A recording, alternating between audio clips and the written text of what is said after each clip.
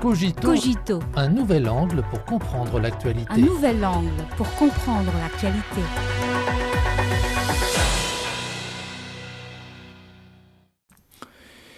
Bienvenue à Cogito.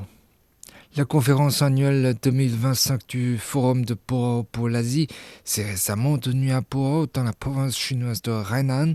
Pendant 4 jours, quelques 2000 participants de plus de 60 pays et régions ont mené des échanges approfondis autour du thème « L'Asie dans un monde en mutation vers un avenir partagé ». Dans la perspective d'un avenir partagé de l'Asie, la Chine a présenté 4 propositions, à savoir le renforcement de la solidarité et la coopération par l'accroissement de la confiance, la promotion de la mondialisation économique par l'ouverture et l'intégration, la promotion de la prospérité et du développement par le bénéfice mutuel et le gagnant-gagnant, ainsi que la sauvegarde de la paix et de la stabilité par la coexistence pacifique. Des propositions qui ont trouvé des échos parmi les participants.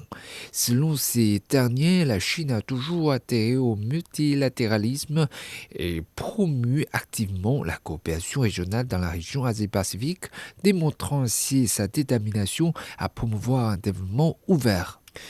Cette année marque le 10e anniversaire de la proposition de la Chine de construire une communauté de destin en Asie.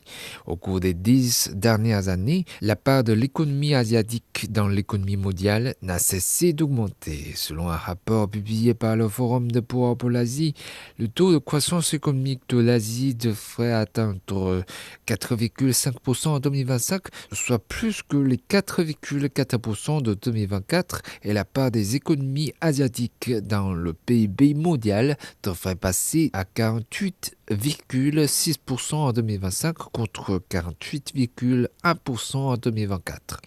Malgré l'incertitude croissante dans le monde, l'Asie demeurera une locomotive, un stabilisateur de la croissance mondiale. Première économie d'Asie, la Chine fait face aux changements mondiaux par sa stabilité. Ces dernières années, la deuxième économie mondiale a étendu sa politique d'exemption de visa accordée aux pays les moins avancés ayant établi des relations diplomatiques avec elle, un tarif douanier zéro pour les lignes tarifaires à 100% et lancé une série de mesures visant à stabiliser les investissements étrangers. Une Chine ouverte ne donne pas seulement un élan à sa propre économie, mais permet également au monde de partager les opportunités de développement. Les chiffres parlent d'eux-mêmes. En 2024, près de 60 000 nouvelles entreprises à investissement étranger ont été créées en Chine, soit une augmentation de 9,9% en glissement annuel. Au cours des 5 dernières années, le taux de rendement des investissements directs étrangers en Chine a été d'environ 9%. Exemple du groupe japonais ORIX, qui figure parmi les premières institutions financières étrangères à opérer en Chine.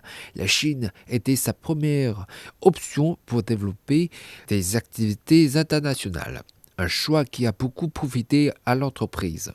Selon le président d'ORIX Chine, l'entreprise vient de créer une nouvelle entreprise en Chine, ce qui est un signe de confiance dans la bonne santé de l'économie chinoise sur le long terme. À l'avenir, nous continuerons à augmenter des investissements, a renchéri ce responsable. Facile à comprendre cette confiance. L'économie chinoise a une forte résilience et un grand potentiel. La Chine travaille constamment à l'élargissement de l'ouverture de haut niveau. Elle possède des avantages en matière de système industriel, de talent et d'innovation.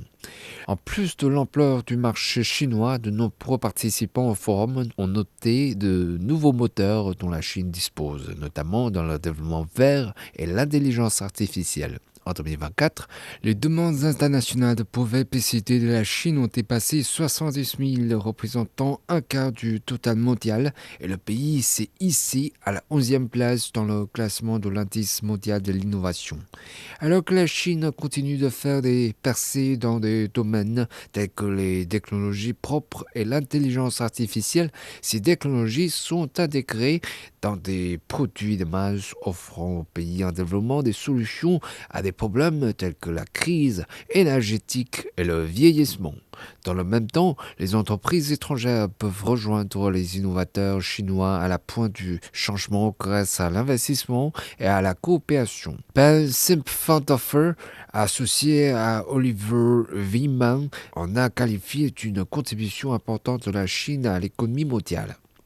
Pour reprendre Carl Fay, professeur de stratégie à la Norwegian Business School, la Chine joue déjà un rôle clé dans l'avenir du monde.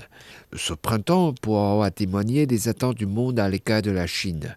À une époque où la certitude est devenue une rareté dans le monde, une Chine qui ouvre ses portes de plus en plus largement continuera à injecter de la stabilité dans un monde de transformation et de bouleversement.